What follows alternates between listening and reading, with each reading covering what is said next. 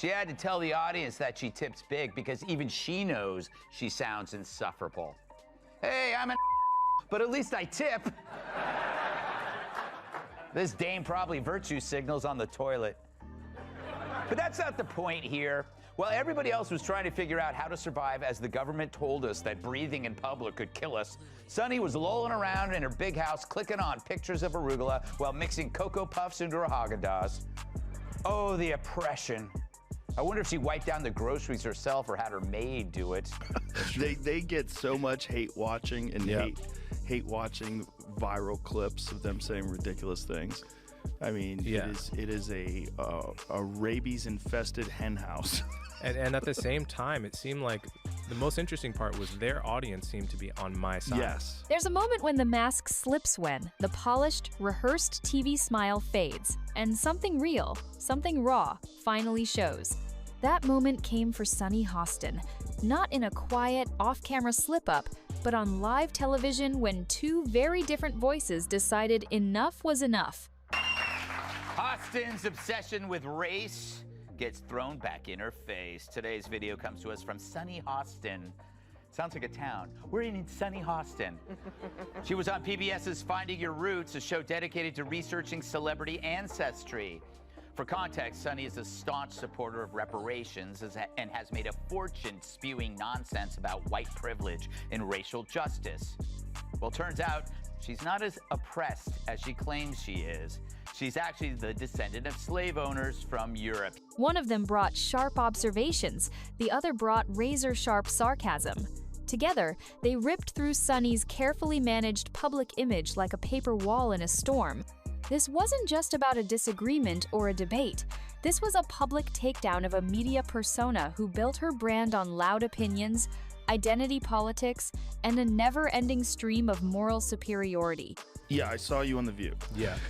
Yeah, so that's been overwhelming my past couple days. Yeah, is that annoying? No. No? No, I mean, it's just, when I was on there, I really had no idea how it was going to land with the audience. So I just went in there, did my thing. I had no idea what to expect. I didn't know who Sunny Hostin was. I actually still really don't know. So I wasn't expecting necessarily for her to kind of try to ambush me in that way and attack my character in that way. They saw the cracks in her arguments, the contradictions in her lifestyle, and the performance behind her outrage, and they didn't let it slide. Sunny has made a career out of shouting over people on The View, positioning herself as the ultimate voice of justice, while painting anyone who disagrees as ignorant, hateful, or worse. But what happens when someone finally holds up a mirror? What happens when that image isn't as perfect as she's made everyone believe? By the way, before we continue, don't forget to like this video and subscribe to the channel. It really helps us grow and bring more stories like this straight to you. Now let's continue. Here's how she took the news. Roll it. Wow. I'm a little bit in shock. I just always thought of myself as Puerto Rican, half Puerto Rican. I didn't think I was, my family was originally from Spain and slaveholders. Yeah. So how are you feeling, my friend? I think it's actually pretty interesting that my husband and I have shared roots. Yeah. So I do appreciate that. And I think it's great for our children to know this information. I guess it's a fact of life. Because what was exposed next didn't just shake Sunny's narrative, it cracked it wide open. It all started with a twist no one saw coming. On PBS's Finding Your Roots, Sunny Hostin, loud voice for reparations and racial justice, discovered her own family tree wasn't as simple as she'd claimed. Turns out, her ancestors weren't the oppressed. They were the oppressors. Yes, her European lineage included actual slave owners. The irony? It was almost too much.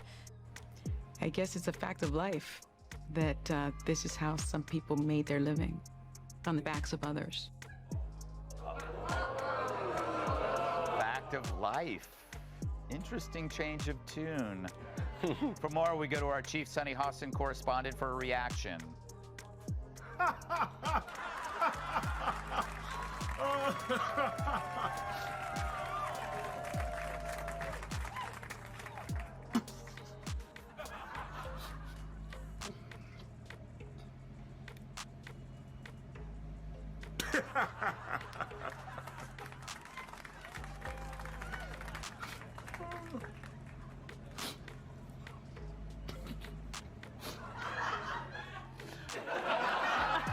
This wasn't just an awkward discovery, it was a direct hit to her credibility.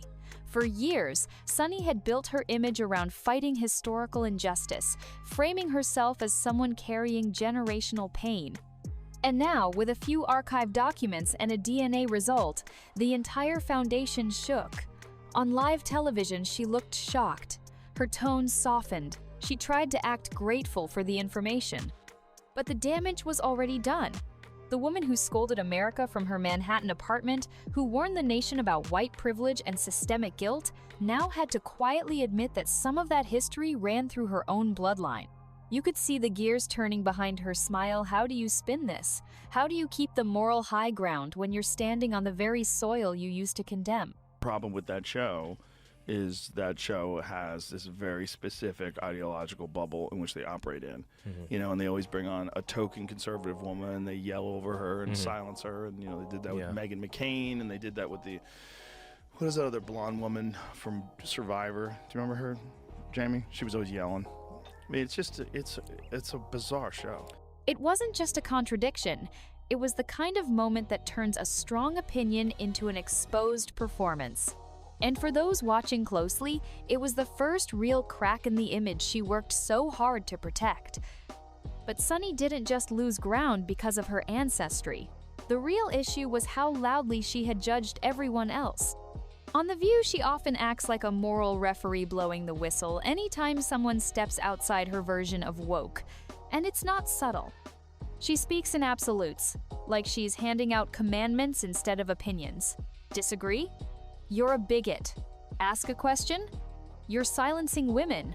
Push back at all? Well, now you're a threat to democracy. That kind of tone might work in a carefully edited interview or a closed Twitter bubble, but on live TV, it comes off like a sermon no one asked for. She talks over guests, she cuts off panelists, and she constantly twists any topic, no matter how simple, into a heavy-handed lecture about oppression, race, or morality. Personal responsibility? She calls it victim blaming. Logic? She calls it dangerous. And here's the thing, when she gets called out, she doesn't argue back, she plays victim.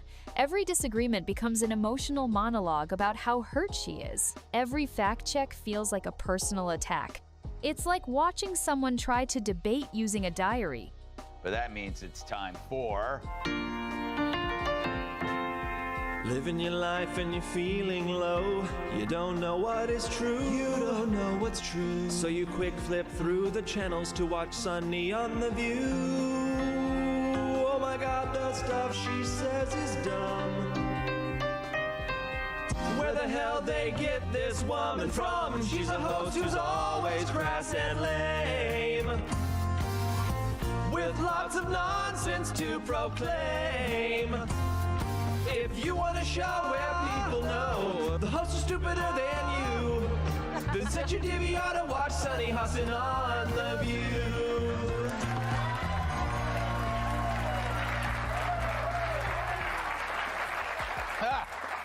Nicely done, Gene.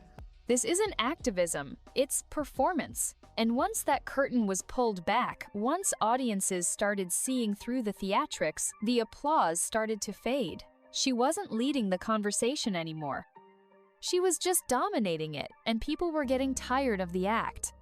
Then came the moment when two very different forces collided with Sunny's world and didn't hold back. On one side, you had someone known for calm, calculated takedowns. On the other, someone who turns contradictions into comedy gold. Together, they didn't just criticize her, they dismantled her. They didn't shout, they didn't rage, they simply exposed the gap between what Sunny says and what she actually lives.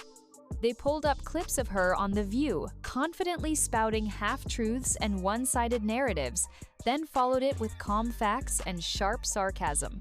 One minute, Sunny was passionately lecturing millions about racial inequality. The next, it was revealed she'd never acknowledged her own family's involvement in that very history.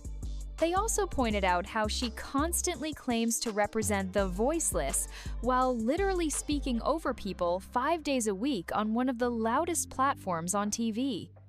And when she's not interrupting others, she's throwing out moral accusations like candle-labeling basic disagreements as dangerous or harmful.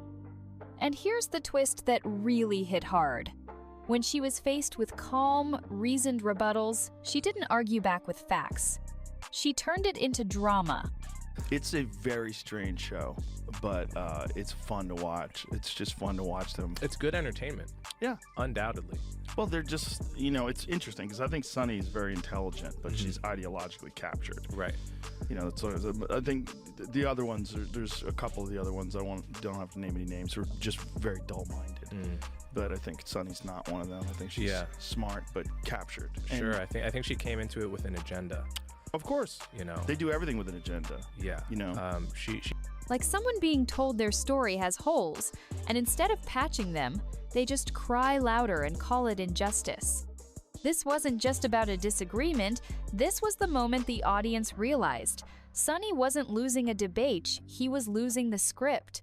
It only got messier when the spotlight turned to Sunny's behavior during the pandemic.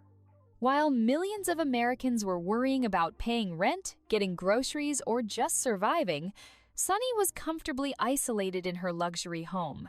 And what was she doing? Posting about arugula salads and mixing cereal like it was gourmet cuisine. She talked about hardship, but lived in a gated bubble. It felt less like solidarity and more like a Netflix drama called The Struggle Starring a Millionaire. Meanwhile, people were wiping down groceries in fear. Sunny? She probably had someone doing that for her. And still, she'd show up on The View to deliver monologues about injustice, inequality, and privilege never once checking the mirror. And when she did try to relate, it came off like a parody. She'd say things like, "We're all going through this together," while sitting in a designer kitchen, sipping custom lattes and scrolling social media from an ocean view balcony. Viewers weren't just rolling their eyes, they were getting angry. Because when you're claiming to speak for the people, you better be with the people. Not above them. Not talking down to them from your vacation home. Oh, I'm gonna milk this till the end of time. You're right, anytime she says something stupid, I'm gonna go, slave owner! Exactly, because if she is shaming descendants of this, will she continue to do that when she is now one of them? And it is funny, she is so wrapped up in identity and she had no idea who she was. This wasn't just tone deaf, it was arrogance wrapped in empathy, served with a side of self-importance. That's when people really started to question, is Sunny Hostin actually fighting for justice, or just rehearsing for her next monologue? The hypocrisy didn't stop at her lifestyle. It followed her right into every political take she threw out on national TV. Sunny had this uncanny ability to twist even the most basic issues into racial or social warfare. It's like every conversation had to be turned into a crisis school lunches. Systemic oppression. Voting rights? You're a bigot unless you agree with her. Even arithmetic once got dragged into her outrage circuses. She literally suggested math wasn't fair because it didn't account for lived experiences. That's not analysis, that's activism with a script and a bad one at that. And when she gets called out, her defense is always the same. You just don't understand. She doesn't pause to think she might be wrong. She just doubles down, throws on her activist cloak, and declares herself the only person in the room with the truth. That's exactly what made her such an easy target. All it took was replaying her own statements back to her. No need for yelling, no cheap shots, just simple logic and facts. And suddenly, all that passion sounded more like performance. People have to wonder, where does Sunny Hostin get her opinions? Like you said, and it's obviously from her husband. She has to tell her what to say on The View, because without it, she's got nothing up there. She's not very bright. But the problem with her is that she went full racist. She injected skin color into a fairly generic behavior seen in all spouses. regardless of skin color. People marry, they listen to each other, they have something in common with them, they share their political views. She just didn't want to upset her husband by saying her husband makes her do everything, and then she'd have to accuse him of being a racist. Because if he told her that this is what white women do, then he's a racist. You see? While others debated real issues, Sunny turned the conversation into a stage show. Every contradiction became more obvious, every overreaction more theatrical. And the deeper you looked, the more it became clear this wasn't about helping people. It was about protecting a personal brand built on outrage and applause. And that personal brand? It crumbled fast when her own words were held up against her. Take her obsession with being the so-called voice for the voiceless. Sounds noble, right? Except she's been hogging one of the biggest platforms in daytime TV for years, interrupting guests, dominating conversations, and shutting down opposing views before they can finish a sentence. It's like watching someone stand on a megaphone, shouting, "Let others speak." And then there's the humble bragging. One minute, she's lecturing Americans about privilege.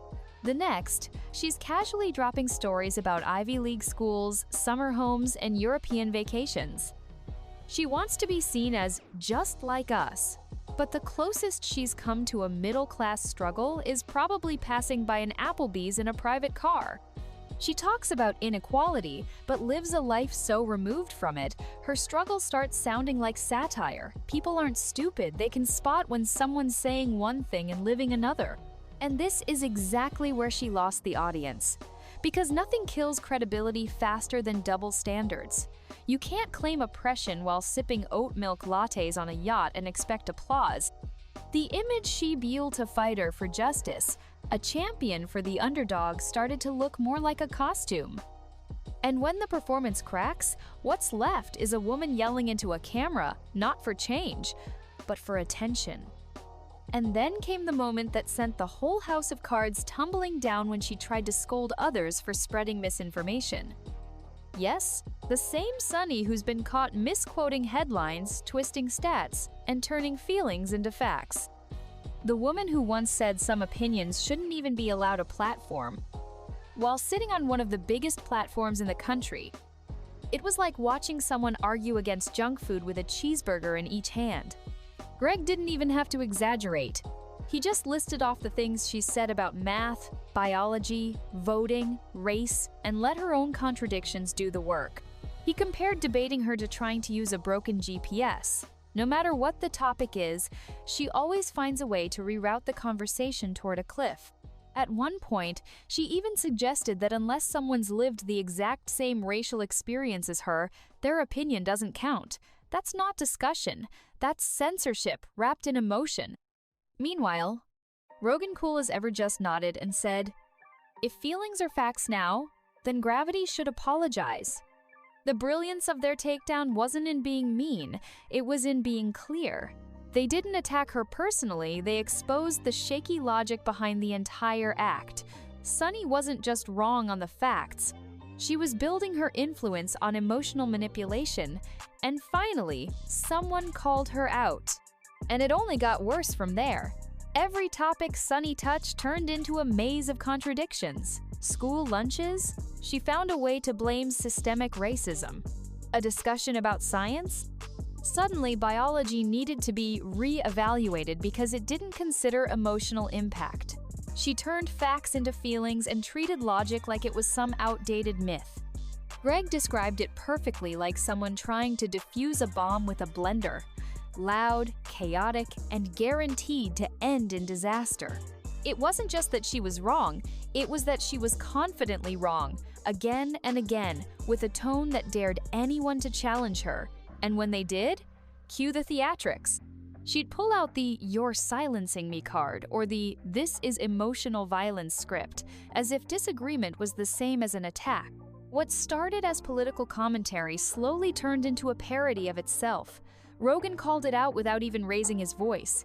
He just repeated what she said slowly, clearly, and it hit harder than any insult. It was like explaining basic math to someone who insists 2 + 2 = oppression. And through it all, Sunny kept doubling down. Never admitting fault, never changing course, just spinning harder, louder, more dramatically. Like if she said it with enough passion, it would become true.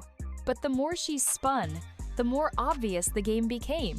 That's when the full picture of Sunny's media persona came into focus, a character built on outrage, contradiction, and an allergic reaction to accountability. While claiming to fight for justice, she constantly hijacked conversations to center herself. Every panel turned into a soapbox, every disagreement into a crisis. And somehow, she always ended up the victim.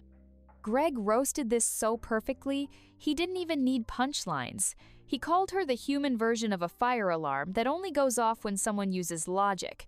And it fit, because anytime someone challenged her, the alarms went off. Racism, misogyny, oppression, even when the conversation wasn't about her.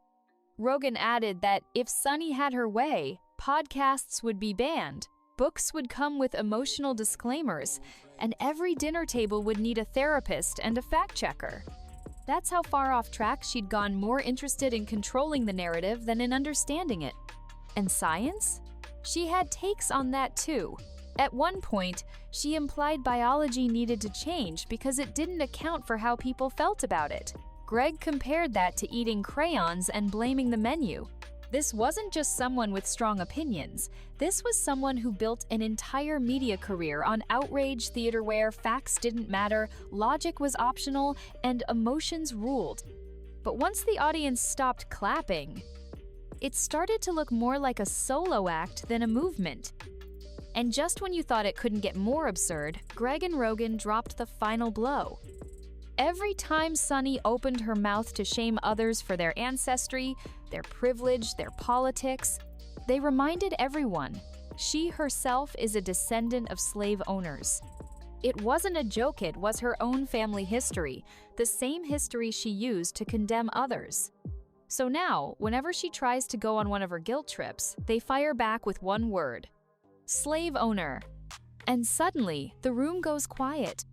She tried to shame people for what their great-great-grandparents did while staying completely blind to her own past.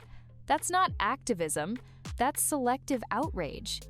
And when the truth came out, it shook the foundation of her entire brand. Even worse, she had no idea.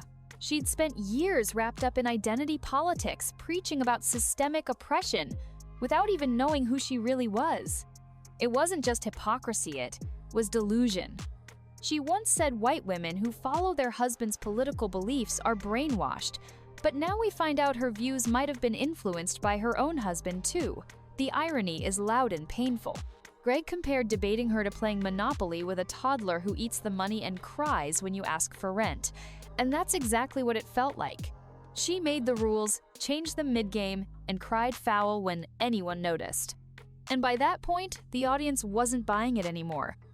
By the end of it all, Sunny's entire on-screen presence felt less like commentary and more like a courtroom where she's the judge, the jury, and the only one allowed to speak.